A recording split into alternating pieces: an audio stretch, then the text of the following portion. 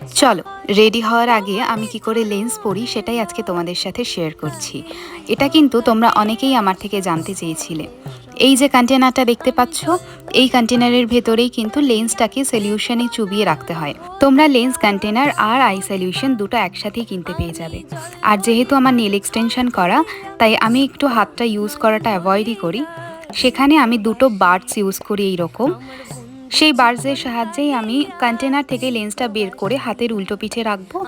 সেখান থেকে ঠিক এইভাবে, যেভাবে তোমরা ভিডিওতে দেখতে পেলে, এইভাবে বার্ডসের সাহায্যে তুলে নেব, যাতে আমার চোখে প্লেস করতে সুবিধা হয় লেন্সটা। তারপর চোখের নিচটা একটু টেনে নিয়ে আমি লেন্সটাকে প্লেস করে দেব, তাহলেই দেখবে ও সেট হয়ে গেছে।